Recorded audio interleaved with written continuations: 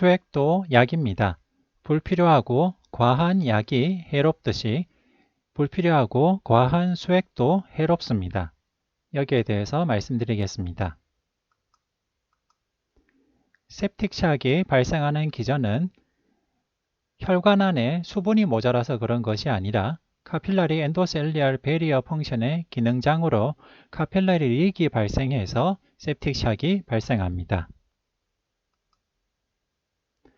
이렇게 카필라리 리익이 발생하는 상태에서 플루이드를 때려붓는 플루이드 볼루스 같은 과도한 수액 치료를 할 경우 워터나 일렉트로라이트, 프로테인이 도리어 혈관 밖으로 새어나오는 엑스트라바스큘러 무브먼트가 생기게 됩니다. 이렇게 될 경우 부종이 더 심해지게 되는데요. 결과적으로 폐에 물이 차는 폐부종, 그리고 콩팥, 신장이 붓게 되는 레날 인터스티셜 셀 에데마, 그리고 복강 내 장기들의 부종이 발생해서 복강 내에 압력이 올라가는 인트라압도미널 하이퍼텐션이 생길 수 있고, 결과적으로 신장 내 압력이 올라가고 복강 내 압력이 올라가서 신장으로 가는 혈류량이 감소하고 사고체 내에 압력이 떨어지는 신기능 저하가 발생할 수도 있습니다. 따라서 septic샥 환자에서 예후가 나쁘면 나쁠수록 환자가 부종이 더 심해지고 결과적으로 복강 내의 압력이 더 증가함에 따라서 복부 팽만이 발생하는 인트라압도미널 하이퍼텐션이 생길 수 있고, 이 모든 것이 환자의 나쁜 예후나 높은 사망 가능성을 시사합니다. 그러면 인트라압도미널 하이퍼텐션에 대해서 말씀을 드리겠습니다. 환자가 septic샥이 발생해서 플루이드 리서시테이션을 했습니다.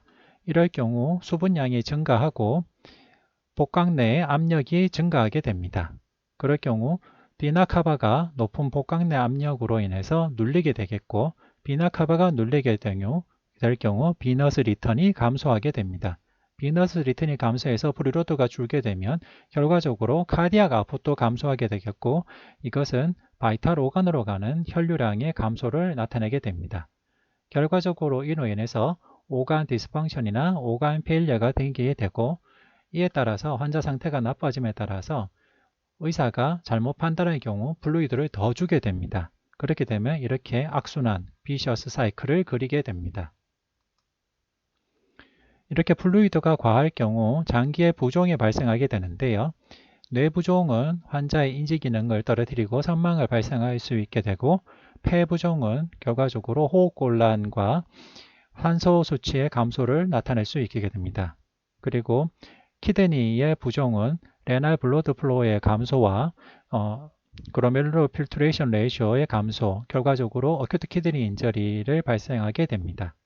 그리고 거트 에데마도 말 옵션을 생기게 할 수 있고, 일레우스가 생길 수 있고, 헤파틱 컨제션 때문에 콜레스타시스나 간 기능 악화가 생길 수 있습니다. 마이카르디얼 이데마도 환자의 심장 기능의 저하를 유발할 수가 있습니다. 이처럼 플루이드 오버로드는 온 전신 장기에 악순환, 악영향을 미칠 수가 있습니다. 이를 시사하는 근래에 시행된 연구 중에 하나가 급성췌장염에 시행되는 수액치료에 대한 RCT 결과입니다. 급성췌장염의 경우 과거에는 관행적으로 하루 4에서 5리터 정도 많은 수분을 투여하는 것이 일반적인 관행이었습니다. 하지만 이렇게 과한 수액 치료를 했을 때 환자에서 부종이 생기거나 인트라압도미널 하이퍼텐션이 생기거나 하는 나쁜 효과들이 생길 수 있는데요. 이것을 비교한 RCT가 워터폴 트라이얼입니다. 워터폴 트라이얼은 기존의 전통적인 방법으로 어그레시브 플루이드 리서시테이션을 한 군과 모더레이트 플루이드 리서시테이션, 즉 수분을 제한한 군을 비교한 연구입니다. 이렇게 했을 때 프라이머리 아웃컴인 모더레이트리 시비어 또는 시비어 판크라티스 발생률이 수분을 적게 준 군이 도리어 더 적게 발생하였고, 플루이드 오버로드의 발생률도 현저하게 수분을 적게 준 군이 적었고, 시비어 판크라티스의 발생률도 수분을 적게 준 군이 더 적게 발생하였습니다. 이렇게 수분을 제한적으로 준 군은 급성췌장염 발생 첫날에 하루에 약 3리터 정도만 줬고 그 다음 날부터는 하루에 2리터 이하 투여한 것이 프로토콜이었습니다. 즉 기존에 관행적으로 많은 양의 수액을 줬던 급성췌장염의 경우에도 수액을 많이 줬으면 몸에 부종이 생겨서 플루이드 오버로드에 의한 부작용이나 합병증 발생, 심지어 모더레이트리 시비어 또는 시비어 판크라타이티스 발생률이 더 높게 나타날 수 있기 때문에 수액을 과하게 주는 것이 더 해롭고, 반대로 하루에 첫날에는 약 3리터 정도, 그 다음 날부터는 2리터 이하, 그리고 입으로 충분하게 수분 섭취나 식사가 가능할 때는 그보다 더 현저하게 수분을 줄이는 것이 도리어 더 좋은 예후를 보여준다는 것을 시사하는 연구라 하겠습니다. 이때 고려해야 될 것이 플루이드 테라피의 페이지입니다. 크게 페이지로는 레스큐 페이지와 옵티마이제이션 페이지, 스테빌라이제이션 페이지, 디에스컬레이션 페이지 네 가지로 나눌 수 있습니다. 레스큐 페이지는 septic shock 환자에서 초기에 급성으로 샥이 발생하는 시기입니다. 이때는 바이탈 오간으로 가는 이펙티브 서큘레이팅 볼륨이 현저하게 감소된 septic shock 상태이기 때문에 볼루스 플루이드가 필수적으로 필요하게 됩니다. 하지만은 이때 초기에 항생제를 잘 투여하고 인펙션 포커스에 대한 컨트롤이 잘 시행되게 되면 옵티마이제이션 페이지 때는 플루이드 양이 점점 더 감소하게 되겠고, 초기에 인펙션 포커스에 대한 관리가 잘 될 경우 결과적으로는 스테빌라이제이션 페이지로 가게 되고, 이때는 플루이드의 필요량이 더욱더 줄게 됩니다. 최종적으로 환자가 안정기에서 더 컨디션이 호전되게 되면 몸에 있던 부종이 더 호전이 되면서 이뇨가 발생하는 다이리시스 페이지로 더 진행이 되게 되겠고, 이때는 수분을 더 주기보다는 이뇨를 더 촉진시키는 것이 더 좋은 환자의 예후를 보여주는 데 도움이 되겠습니다. 이 4페이지를 두 가지로 간단하게 분류하면 썰물기와 밀물기로 볼 수 있겠습니다. 썰물기는 sep시스 초기 디스트리뷰티브 샥 양상으로 나타날 수 있겠고, 이때는 혈관 내 이펙티브 서큘레이팅 볼륨이 현저하게 감소하기 때문에 오간 디스펑션을 예방하기 위해서는 플루이드를 줘야 됩니다. 이때는 결과적으로 포지티브 플루이드 밸런스가 나타나게 되는데요. 하지만 이때 인펙션 포커스에 대한 항생제 치료나 여러 가지 인터벤션이 잘 시행되게 되면 환자가 점점 더 상태가 호전이 되게 됩니다. 결과적으로는 sepsis의 염증 상태가 호전이 되면 밀물기가 오게 되고, 이때는 몸 안에 들어갔던 많은 수액이 점점 더 몸 밖으로 배설이 되게 되는 시기가 됩니다. 이때는 네거티브 플루이드 밸런스가 필요하고, 일반적으로는 septic 샥 환자에서 초기에 항생제 치료와 인펙션 컨트롤이 잘 됐을 경우 일반적으로 3일 뒤에 밀물기가 오게 됩니다. 그럼 다음으로 수액제 선택에 대해 말씀드리겠습니다. 수액제는 크게 전통적으로 많이 쓰이던 노마일 셀라인과 밸런스드 크리스탈로이드로 나눌 수가 있습니다. 노마일 셀라인의 경우 보시면은 플라즈마에 비해서 소듐은 조금 더 많지만은 클로라이드의 경우에는 플라즈마보다 현저하게 많은 것을 알 수 있습니다. 그리고 우리 몸의 혈장이 중성인에 비해서 노마일 셀라인의 경우 엑시딕한 것을 알 수가 있습니다. 플라즈마 솔루션이나 하트만 솔루션 같은 경우에는 버퍼가 들어있는데요. 버퍼가 들어있기 때문에 pH가 그래도 중성에 좀 더 가까운 것을 알 수 있고, 소듐과 클로라이드, 포타슘이 플라즈마와 거의 유사함을 알 수가 있습니다. 크게 보면 플라즈마 솔루션이 있고, 플라즈마 솔루션에는 마그네슘 그리고 아세테이트와 글루코네이트가 있어서 pH가 플라즈마와 거의 비슷한 중성이고, 오스몰랄리티도 우리 몸의 플라즈마와 거의 유사합니다. 다만 단점은 가격이 다른 플루이드에 비해서 3, 4배 정도 비싼 것이 단점이 되겠습니다. 노마일 셀라인의 경우에는 소듐이 약간 더 많고, 클로라이드는 현저하게 많은 것이 우리 몸의 혈장과 다르고 pH도 애시딕한 것을 알 수가 있습니다. 하트만 솔루션은 소듐, 포타슘은 혈장과 유사하고 락테이트가 있기 때문에 pH도 좀 더 중성에 가까운 것을 알 수가 있습니다. 따라서 노말 셀라인은 클로라이드가 훨씬 우리 몸의 플라즈마보다는 클로라이드가 훨씬 많고 애시딕하기 때문에 노말 셀라인을 대량으로 사용했을 경우 하이퍼클로레믹 메타볼릭 엑시도시스가 생길 수 있다는 것은 예상이 가능합니다. 그리고 기존의 몇몇 관찰 연구들을 보면 노말 셀라인만으로 플루리 리서시테이션을 했을 경우 하이퍼클로레믹 메타볼릭 엑시도시스가 생기면서 어큐트 키드니 인저리가 더 많이 발생하는 것을 보여주는 연구들이 있었습니다. 따라서 메타볼릭 엑시도시스나 하이퍼클로레미아가 동반된 septic shock이나 감염 환자의 경우에는 하트만 솔루션 같은 밸런스드 크리스탈로이드 플루이드를 고려할 필요가 있겠습니다. septic-shock 환자를 대상으로 한 관찰 연구에서 이니셜 리서테이션 플루이드로 생리 식염수만 투여한 군의 경우 상대적으로 원내 사망률이 높다는 관찰 연구가 있었습니다. 이런 연구들이 있었기 때문에 septic-shock 환자를 대상으로 노말 셀라인과 밸런스드 크리스탈로이드를 각각 사용했을 때 여우 차이를 본 RCT들이 시행이 되었습니다. 솔티드 연구는 응급실에서 정맥수의 치료를 받은 중환자가 아닌 성인 입원 환자를 대상으로 한 연구입니다. 먼저 밸런스드 크리스탈로이드와 노멀 셀라인 군으로 분류를 했는데 밸런스드 크리스탈로이드는 하트만 솔루션인 링거스 락테이트 솔루션 또는 플라즈마 라이트 솔루션을 줬습니다. 연구 결과 입원 일수는 별다른 차이가 없었지만은 30일 이내에 어큐트 키드니 인저리 같은 주요 신장 이상 사건의 발생률이 밸런스드 크리스탈로이드군에서 더 적게 나타났습니다. 그리고 스마트 연구는 ICU 입원 환자를 대상으로 한 무작위 전형적 연구였습니다. 스마트 연구에서는 밸런스드 크리스탈로이드로 링거스 락테이트 솔루션이나 플라즈마 솔루션을 줬고요.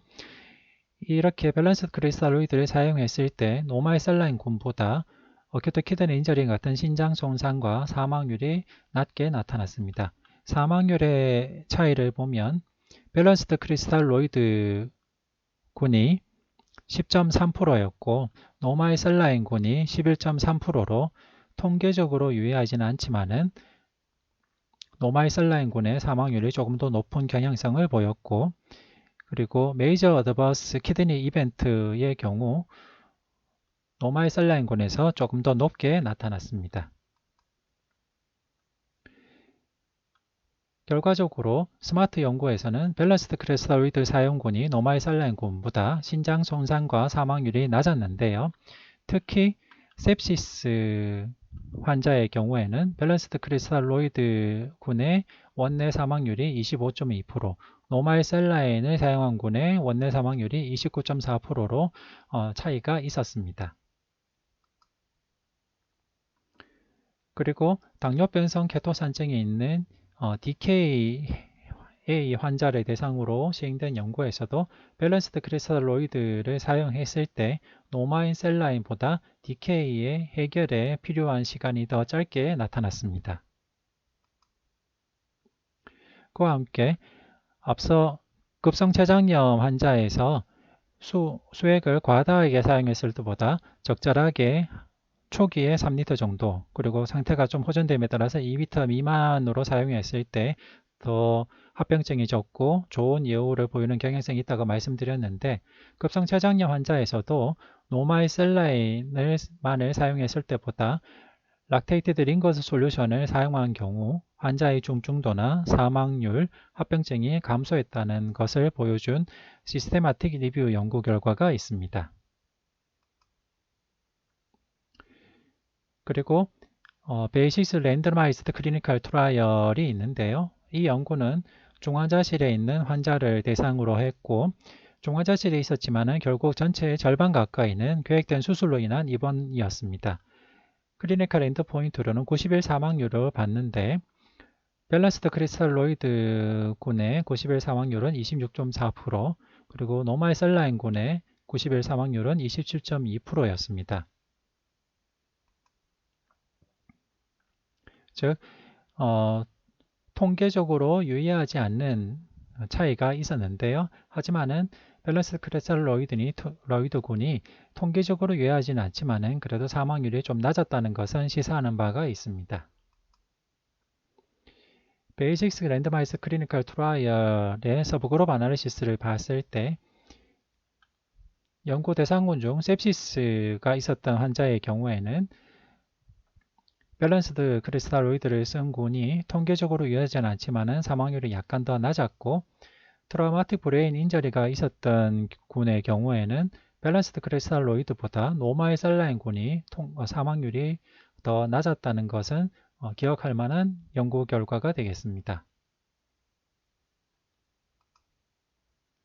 그리고 최근에 발표된 플러스 연구에서는 ICU 환자를 대상으로 노마의 셀라인보다 밸런스드 크리스탈로이드를 사용하는 것이 급성신장 손상이나 사망의 위험에 차이가 없었다는 연구 결과도 있었습니다. 즉, 밸런스드 크리스탈로이드가 더 좋았다는 연구도 있고 특히 사망률이나 어큐트 키드니 인저리가 좀 더 좋았다는 연구도 있지만은 별다른 차이가 없었다는 연구도 있기 때문에 어떻게 해석해야 될지 어려울 수가 있습니다. 하지만 결과적으로 고려해야 될 것은 우리는 개별적인 환자를 대상으로 치료를 하고 있다는 것입니다. 과거처럼 일률적으로 노말 셀라인만 쓰는 것이 아니라 환자의 클로라이드 수치, pH, 그리고 키드니의 상태 등을 따라서 밸런스드 크리스탈로이드나 적절하게 환자 맞춤형 치료를 하는 것이 더 발전되고 더 현명한 치료가 되겠습니다. 결과적으로 수액제의 선택에 대해서 말씀을 드리면 먼저 수액제의 선택에서 중요한 것은 이 환자에서 보여주는 탈수가 워터로스인지 솔트 앤 워터로스인지를 구분하는 것입니다. 만약 수분이 도미넌트하게 모자란 워터로스의 경우에는 하이퍼토닉 디하이드레이션 양상을 보이게 됩니다. 이럴 경우 오스모랄리티가 증가하게 되는데요. 그와는 대조적으로 솔트도 같이 로스가 될 경우에는 아이소토닉한 하이포볼레미아를 보이게 되겠고 주된 원인으로서는 이뇨제 사용에 따른 것이나 설사 같은 것으로 인해서 수분과 전해질이 같이 잃었을 때 나타날 수 있겠고 결과적으로는 솔트와 함께 소실되기 때문에 시럼 오스모랄리티가 특별히 크게 상승되지 않습니다. 이럴 경우 수액의 선택에서 고려할 점은 노말 셀라인 경우에는 애시딕한 양상이 있기 때문에 메타볼릭 알칼로시스에서는 좀 도움이 되겠고 그리고 헤드 트라우마가 있는 경우 드라마틱 브레인 인저리가 있는 경우에도 좋은 예후를 보여줬다는 연구가 있습니다. 그리고 밸런스드 크리스탈로이드의 경우에는 버퍼가 있기 때문에 메타볼릭 애시도시스에서 좋은 효과가 있겠고 어큐트 키드니 인저리에서도 노말 셀라인보다는 좋은 선택이 되겠습니다. 환자가 체수분이 절대적으로 모자란 워터로스 상태의 경우에는 하이퍼나트레미아가 나타나게 되는데 이 경우에는 체수분을 증가시키는 덱스트로즈 솔루션이 좋은 선택이 되겠습니다. 장 루이스 빈센트는 세계 중환자 학회에서 아주 유명한 학자신데요. 그리고 그 중환자 분야에서 아주 유명한 대가신데 이번에 강의에서 임상적으로 도움이 될 만한 그 부분이 있길래 발췌를 했습니다. 결국 수액제의 선택은 일률적으로 선택하는 것이 아니라 임상 상황에 맞게 환자 맞춤형으로 선택을 해야 되겠고 헤드 트라우마, 트라우마틱 브레인 인저리가 있을 경우에는 노마의 셀라인을 우선적으로 그리고 디하이드레이션이나 다이리아가 있을 경우에는 링거스 락테이트 솔루션 같은 하트만 솔루션을 메타볼릭 이시도시스가 있을 때도 버퍼가 있는 하트만 솔루션을 메타볼릭 알콜로시스의 경우에는 좀 더 애시릭한 노마의 셀라인을 다이베틱 에시도시스가 있는 경우에도 버퍼가 있는 하트만 솔루션을 헤파토레날 신드롬 위드 하이포알부미니미아가 있는 경우 알부민을 우선적으로 고려하라. 즉 환자 맞춤형 접근법을 하라라고 권고하였습니다.